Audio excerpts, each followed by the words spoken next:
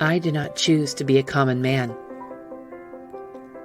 It is my right to be uncommon if I can.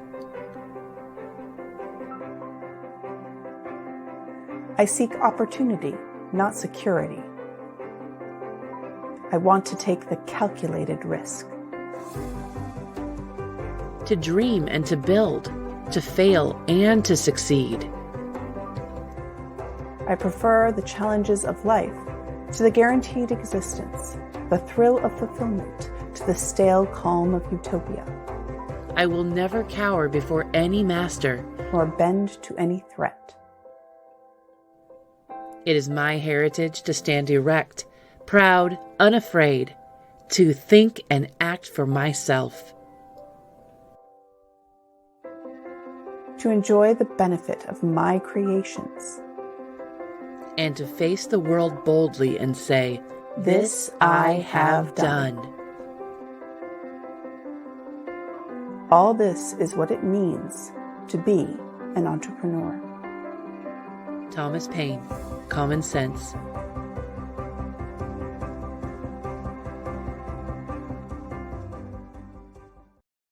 Good morning, friends. Good morning, everybody. Entrepreneurs of the interwebs. I'm Rachael Blaske, and I'm Julie Ahern.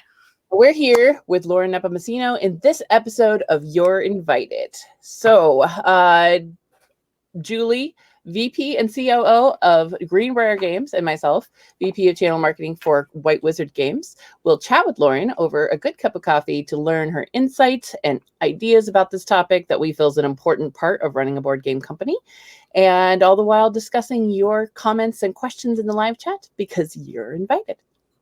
And this episode is brought to you by XYZ Games Labs Arch Ravels. Get crafty in this competitive order fulfillment and engine building game set in a colorful world of fiber arts.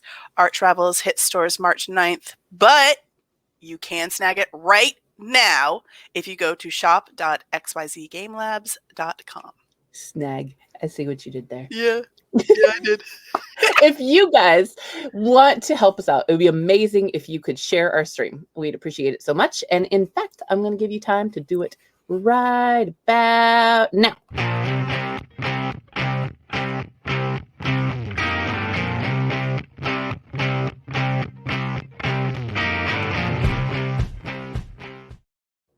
What do we have going on in the news? News. It's Convention 2021 watch still.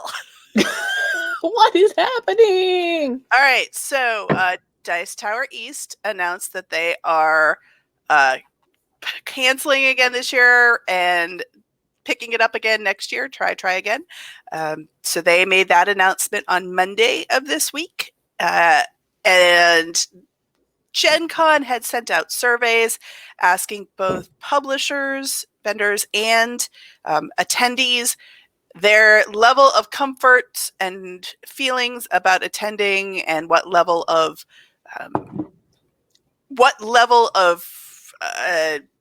sterilization and protocol, protection protocol, health protocols. Right, it would take for them to feel comfortable to attend Gen Con, and said they are now looking into it and compiling that information. So keep waiting. Yes. It's still a mystery. We will find out next week on... Which is interesting because if they don't cancel at this point, it is the first convention I know I would be attending, and going from nothing to Gen Con. Nothing to Gen Con. 0 to Gen Con. Sounds pretty intense, but we'll see. Stay tuned. Yes. Well, and if you guys would like to click the 3 dots in the upper right-hand corner, you can be notified every time we go live. And we'll also have the link to our YouTube account in the description box below, so you can subscribe and find our archived shows after streaming. Yeah. Guys, once again, I'm excited about a guest. Who knew? No way.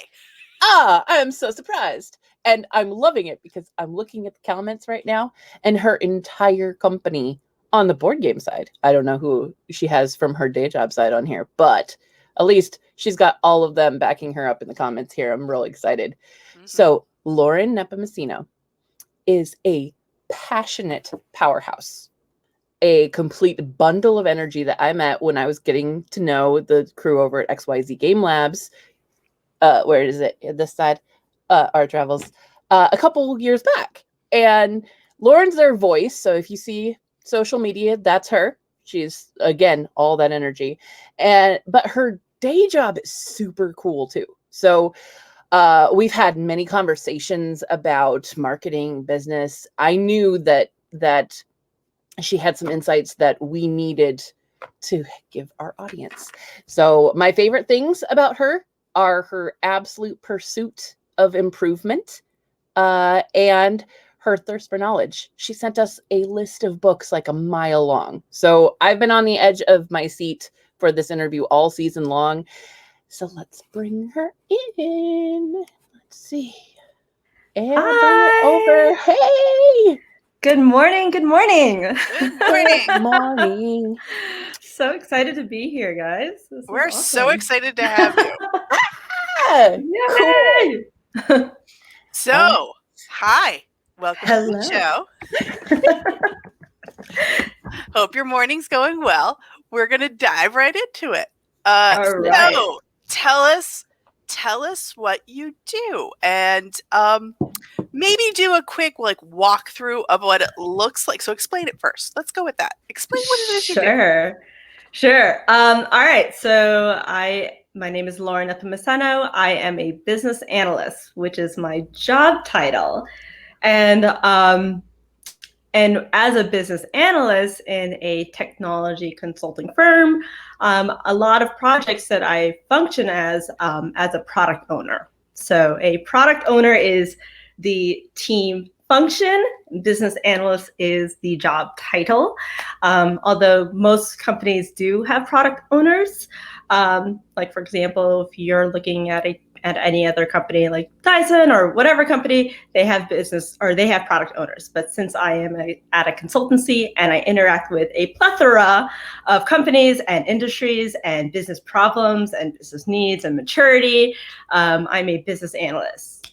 So that is what I do. And the product owner is technically a specified role in Scrum. So that's really where that is coming from. So, for anybody who doesn't know, explain what Scrum is. But Sure. also, and this is, so product owner, meaning you're looking at the analysis of the growth of a specific product in your company. And since you don't do that, and you're talking more about services for other companies within your company, maybe could you give us what the scope looks like for two different clients that are very different, so that you can kind of give the variety of what you do?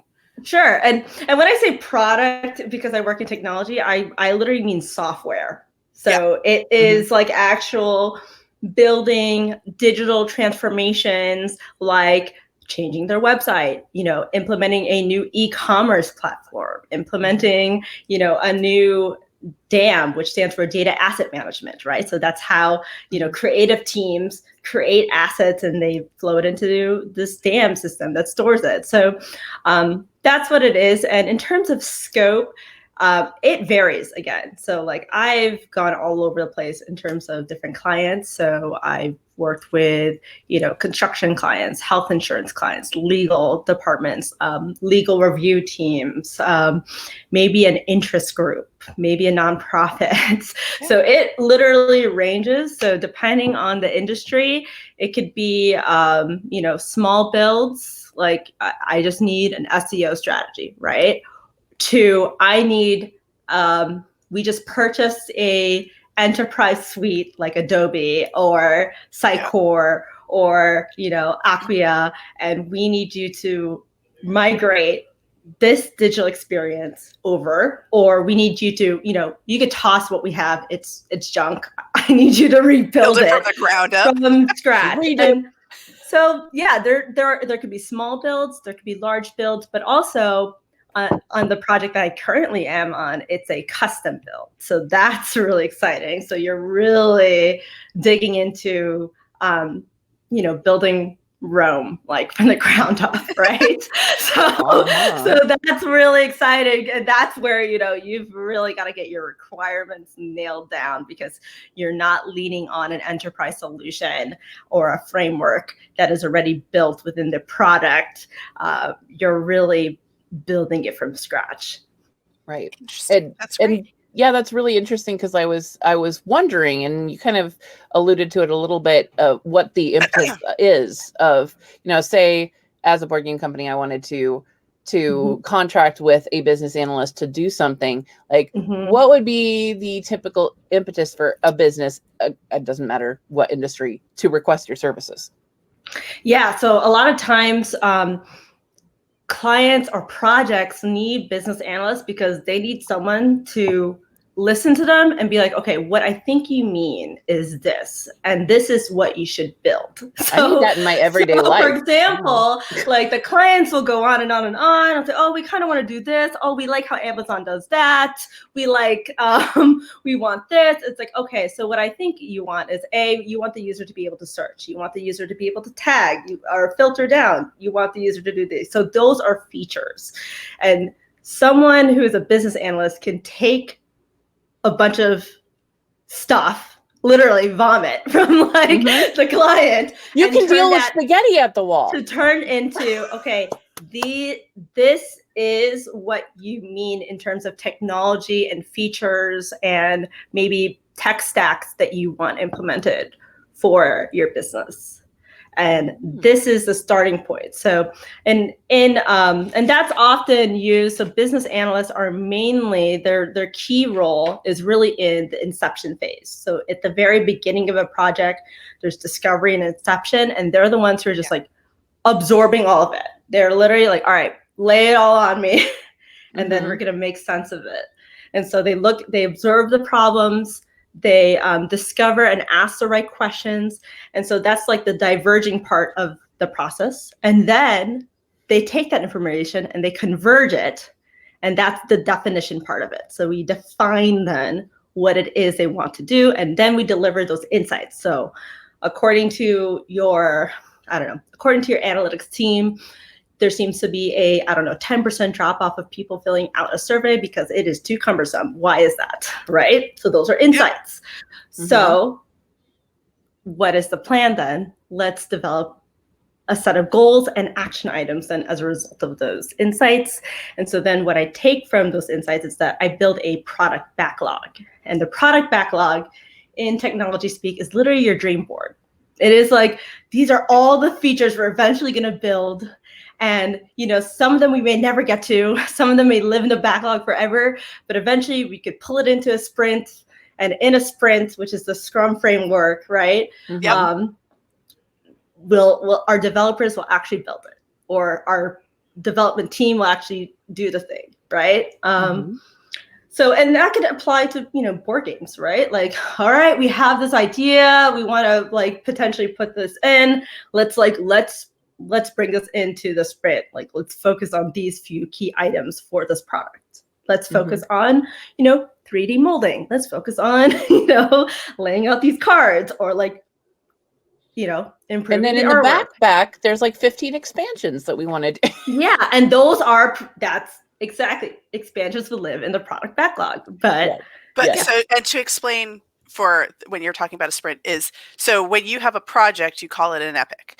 And so when you have an epic, that's it's in its entirety, and then you're breaking it down. And then the sprints are the time periods where you're going to focus on one aspect of, breaking it down. So when I say make it smaller bite-sized pieces, which we talked about way back in the first season. Oh man, I love it. You're pulling those first, those bite-sized pieces and saying, okay, we're going to focus on this subdivision of it. Right. And we're going to we think we can complete these in 2 weeks. Yeah. So in this 2-week sprint, so there's a time factor as well as a call to action for that, which makes it a more focused effort on specific things as you go. And you can also then reflect on what's working well and what isn't working well, what you're integrating, what once you started integrating it actually made sense or didn't make sense. How do you revise it?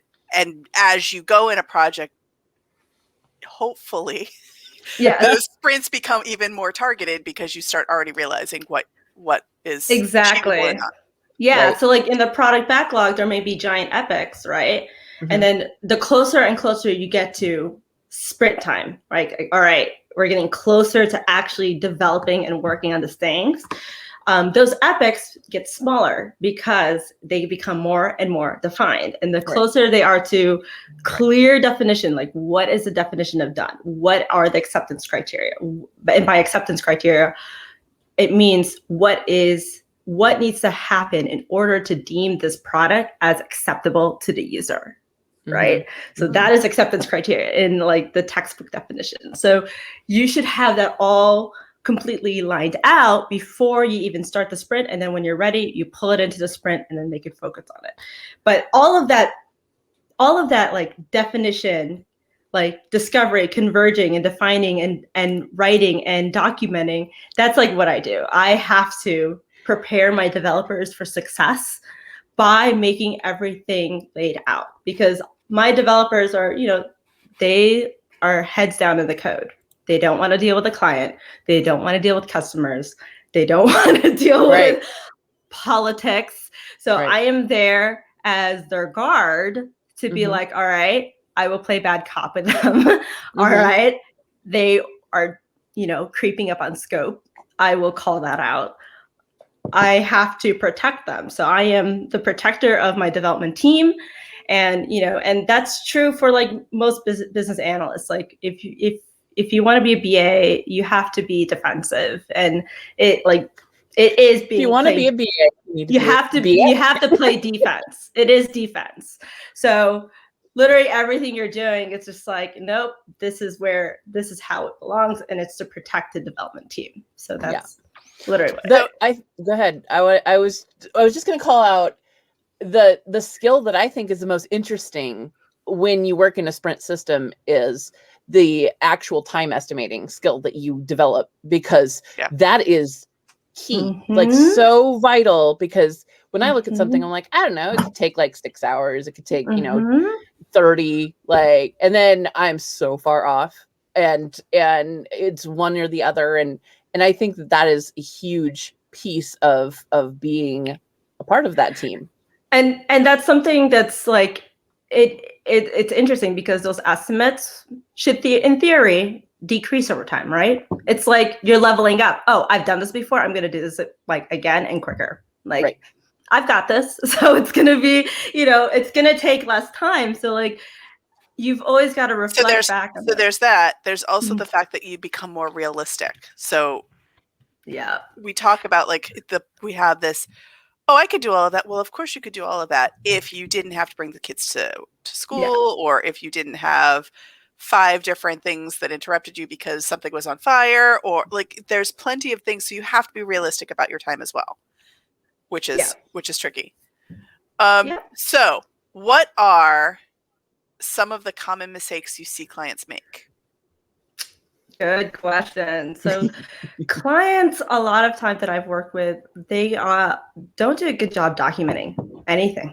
and when they don't document, so this is literally this is my mentality. And I had to educate people on my own development team, where I said, if it's not documented, the product doesn't exist. It never happened. I don't care if it's in code. I don't care if it's in production. I don't care if it's already there. If it's not documented, it does not exist. Because if you get hit by a bus, and we've had this conversation. If you get hit by a bus and you're gone the next day, then what's going to happen? If it lives in your brain, it doesn't matter if you're gone. So it has to be documented. You have to lay it out. And a lot of clients do a poor job of that. And sometimes I am brought on board to just document their processes, because they don't know what happens. They're like, oh, I don't know. We printed this report. It's sent to this department, and this department sent it to this other thing. And like, we don't know what happens to it. And it's like, well, you've got to communicate with your team, and you've got to document your process. And if you can't talk about your business in a framework as a process, then there is no plan. Like that's really realistically, there is no plan.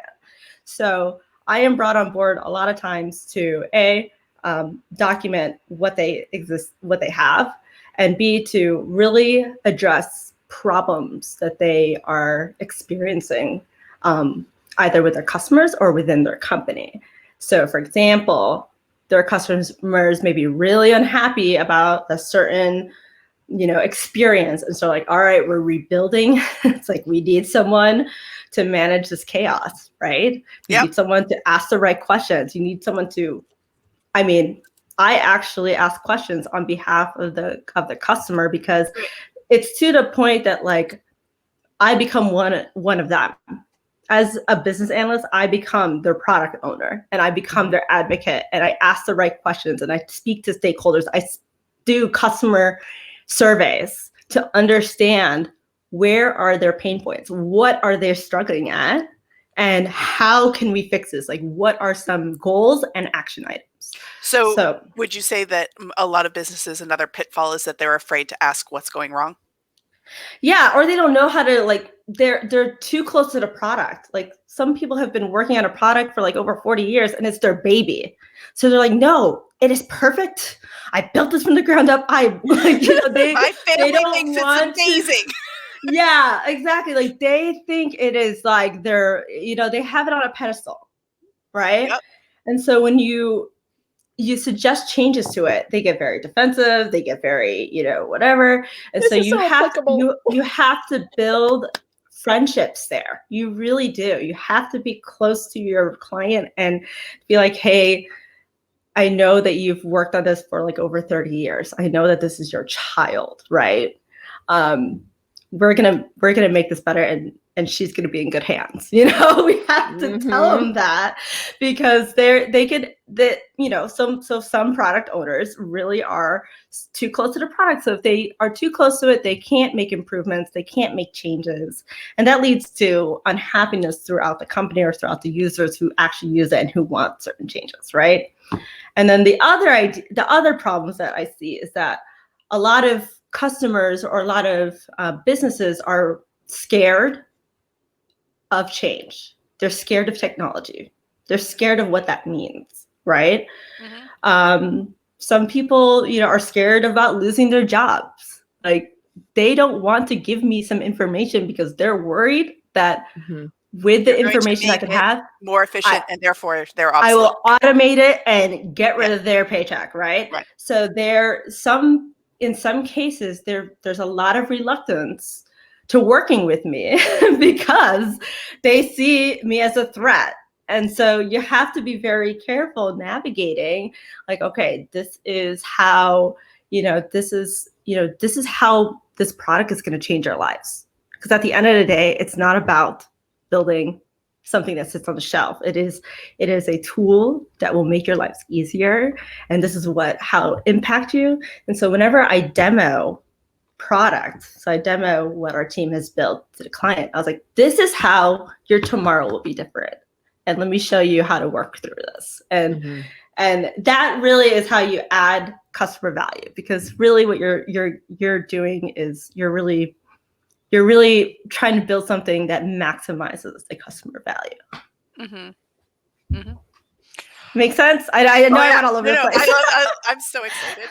It makes such perfect sense. It's so applicable that I'm just drinking it in. Please don't ever stop talking, Lauren.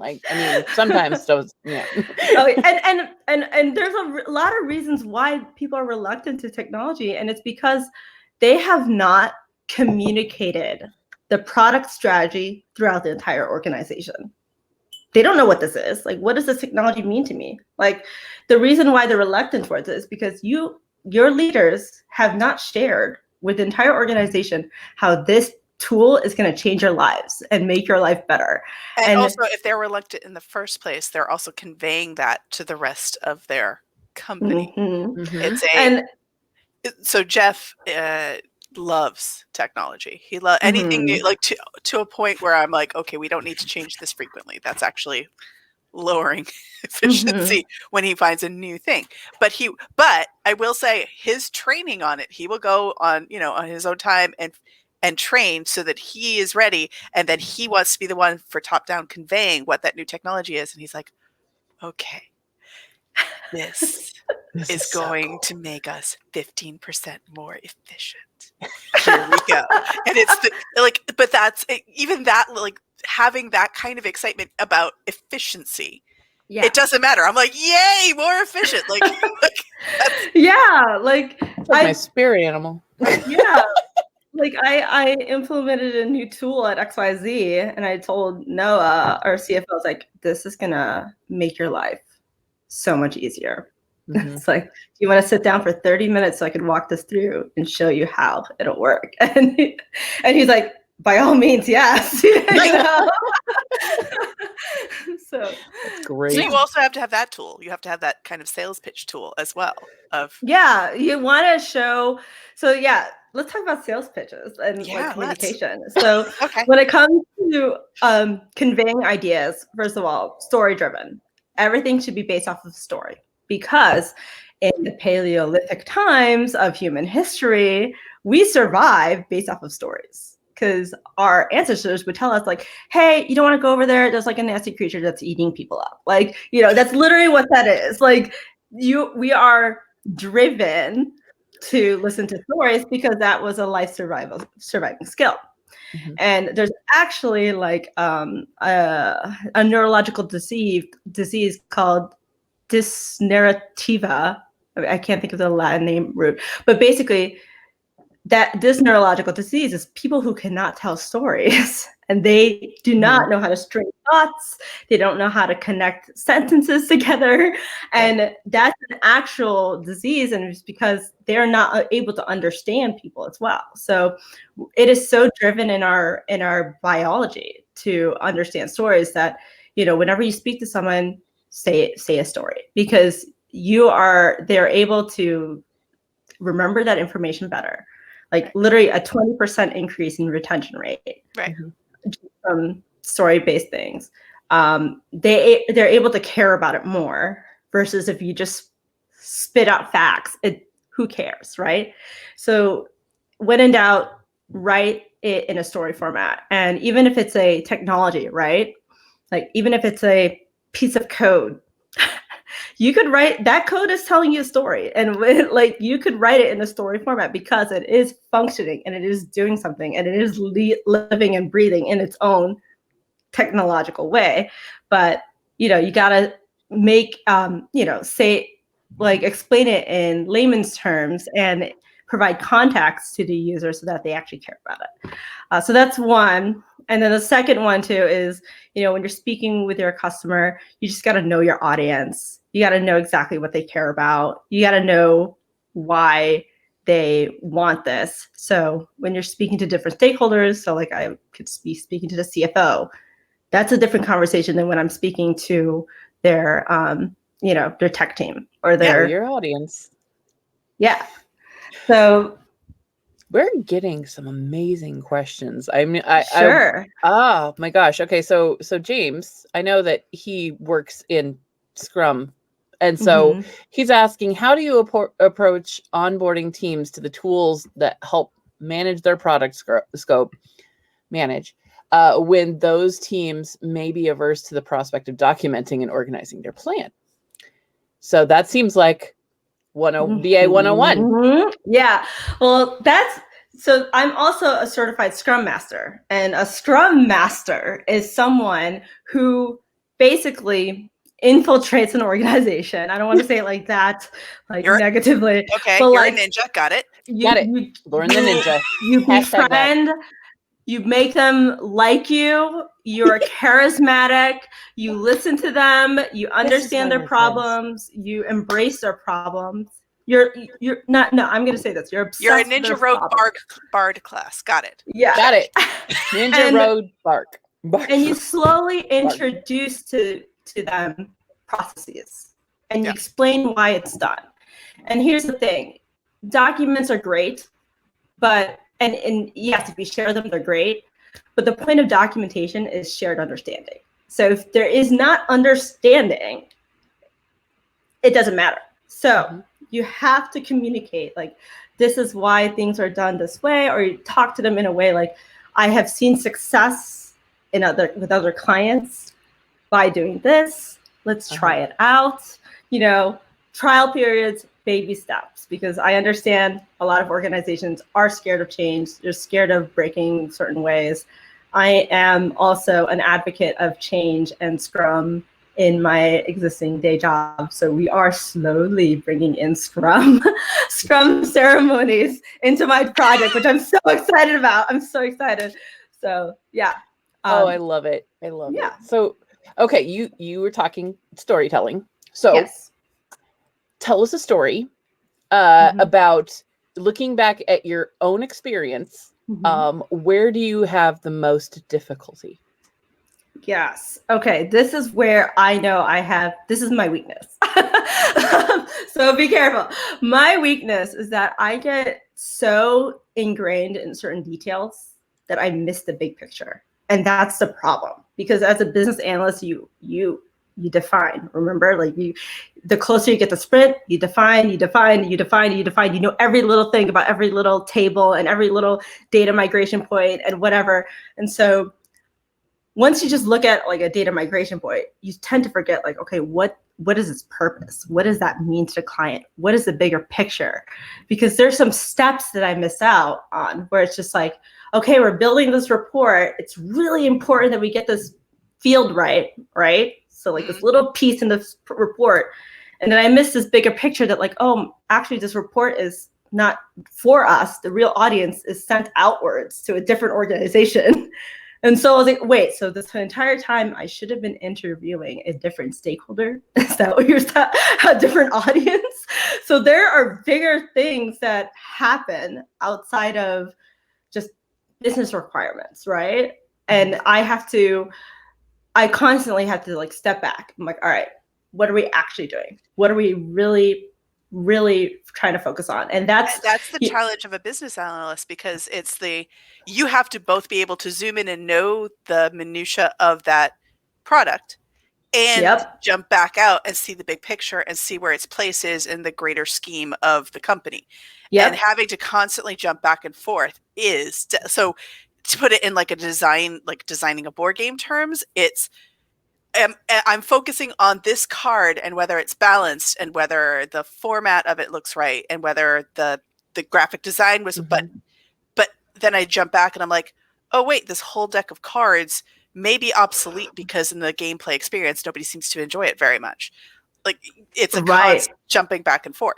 Yeah. You gotta telescope in and out, zooming in and out of your projects, because, and I wish I should just set daily reminders to just like zoom out, like, for 5 minutes a day. Zoom out. Like literally zoom out, because when you're focused on a certain thing, you miss the bigger picture, and that tunnel vision can really hurt your overall product and business strategy. So yeah, that is my story. My gosh, I love it. James is like, for application purposes, of course, you infiltrate with love and kindness and then spring the ninja surprise slowly and steadily. That is the overall explanation. Nice. Yeah, once you give me access to your database, I'm dangerous. Watch out. Love it. Oh my goodness. Well, and we talked a little bit, like when we were chatting before, about next level. And what exactly that means, and how is that different than what you're saying to your new clients?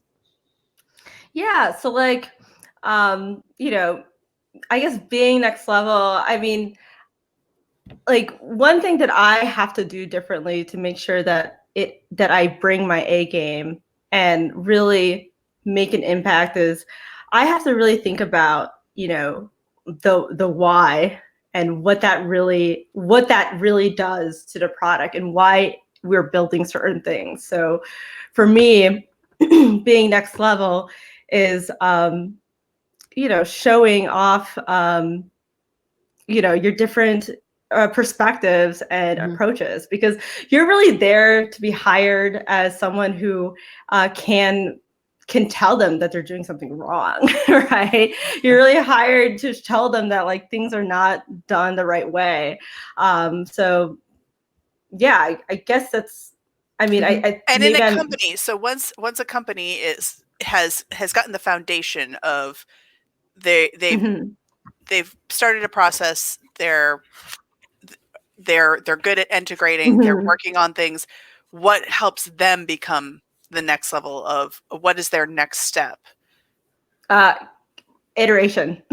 repeat, and keep on working on it. Like, that's the thing with sprints and with Scrum, you just have to keep on, it's consistency, right? You have to keep on working on the thing. You have to go through the sprint. You have to keep on building. You have to have retrospectives, which retrospectives are amazing. If you aren't doing retrospectives, you're doing it wrong.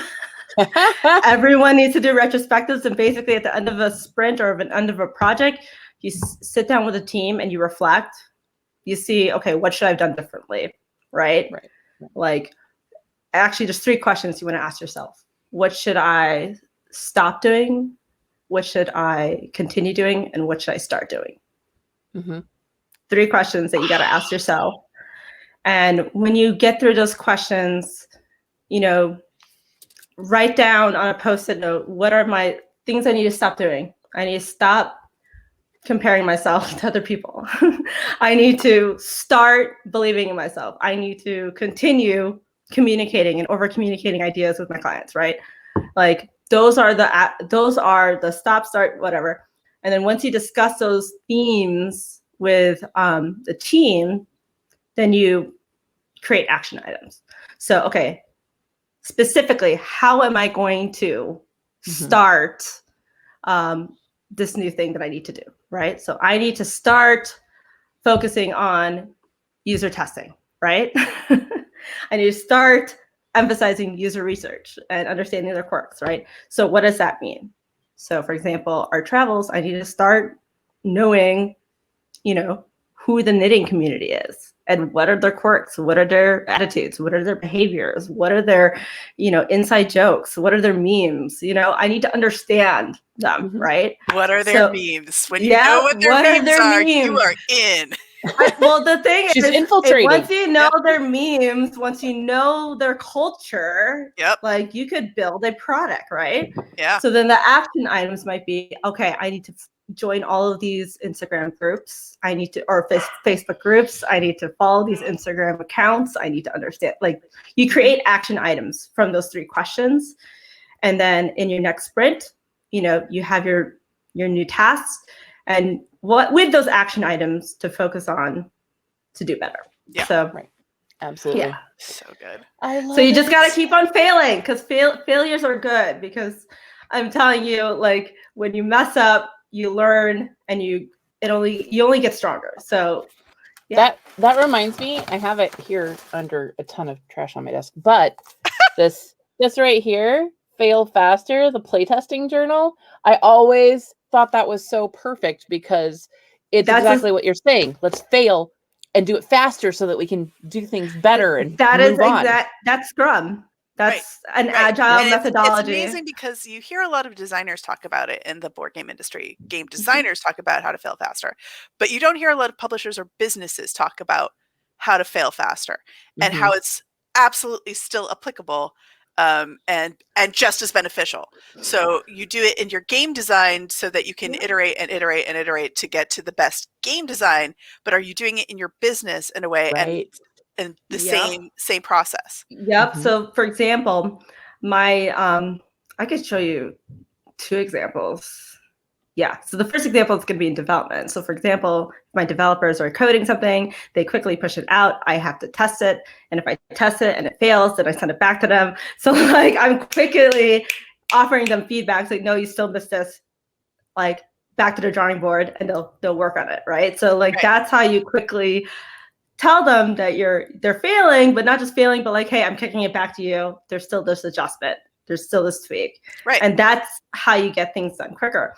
Another great method of failing fast that I've started tinkling on is campaigns, marketing campaigns, right? Oh yeah. So like you could do A/B testing on your different graphics, and it's like, oh, how did this do? This one did not perform as well compared to this one. Okay, so I'm going to adjust this one and then test it again, test it again. And you just keep on making adjustments until you fully optimize what this is the graphic I need to use for this audience and for the segment, and this is how we're going to These really are the drive. keywords. This is the tone. Yep. Yep.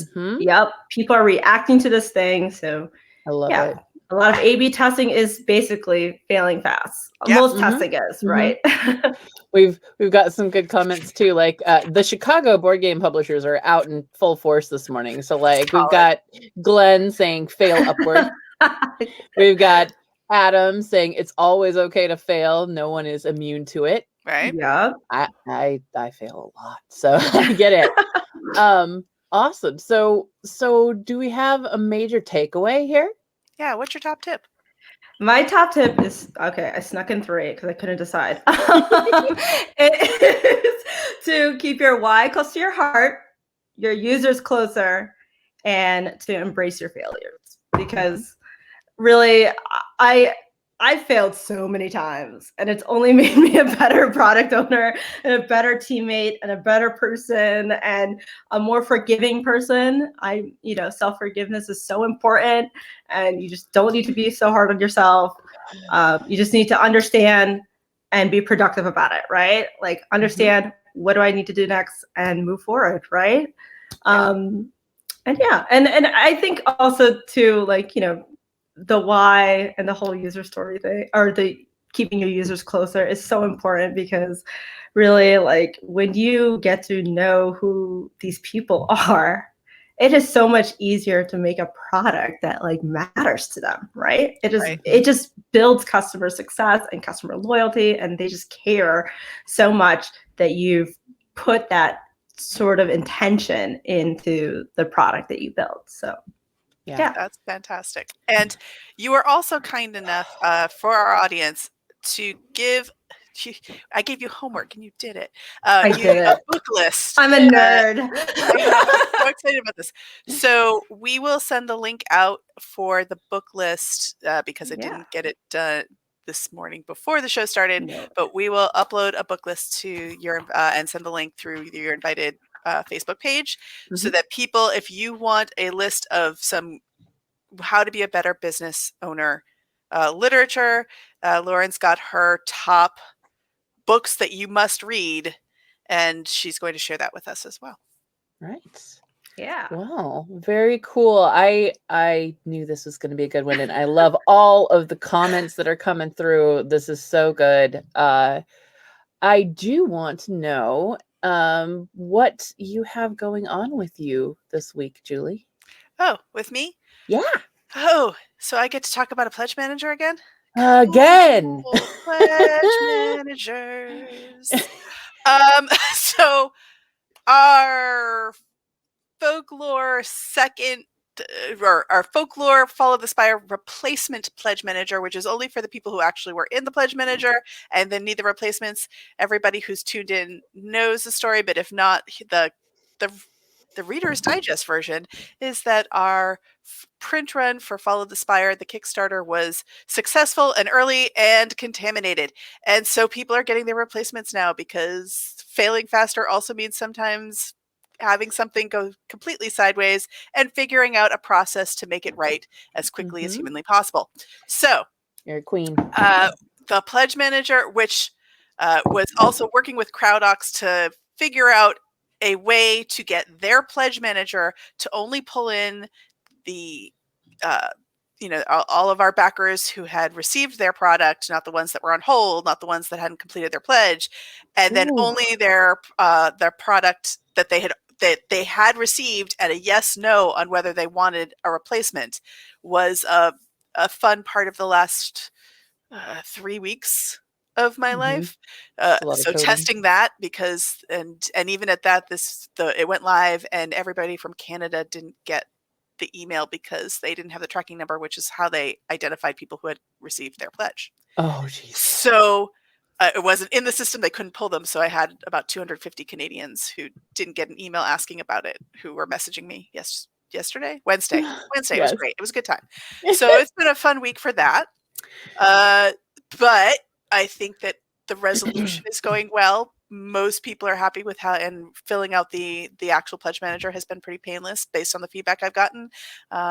my lovely patient Canadians are getting their emails today. And that is wrapping that up, which means that next week we will start the Lost Winds Pledge Manager, which was the Kickstarter that was live that we do need a pledge manager for. So that'll be up and running next week, and which has been done and finished and waiting and tested. But timeline wise, I didn't want it to be happening simultaneously. So that's happening next week. And then also, oh yes, send resume. I am looking for artists and graphic designers, friends, because the next game is starting up, and we are working on a game that I am not ready to announce quite yet, but I am very excited to hear from anybody who has a recommendation or is a graphic designer and an artist for a game that will be set in our cute but stabby line, so in the same world as Barbarian Battlegrounds and Tales of Barbaria, so it'll have a more cartoony feel to it, but it won't be bears. But visually the same, and specifically, I am looking for women artists and graphic designers, which is something that I don't usually announce it and call it out specifically, but for this game in particular, it is something that is close to my heart to make sure that we hire an all-star female lineup. Yep. Sure. Well, cool. How about you? I've been just up to here in gamma, like trying to prepare for the expo and dealing with different platform. Virtual cons are something that we've gotten used to in the last year, but they're still difficult, and we want to do a better job every time. And they're doing this really interesting virtual platform called Spatial Chat that is really has the potential to be really cool. And so I'm trying to put a lot of effort into creating the booth with that, and doing the links. I'm really looking forward to the potential networking type of thing, like when you're sitting in the room with all the other publishers and just hanging out and going up and tapping somebody on the shoulder. Like that's the part that I'm interested in sitting in on this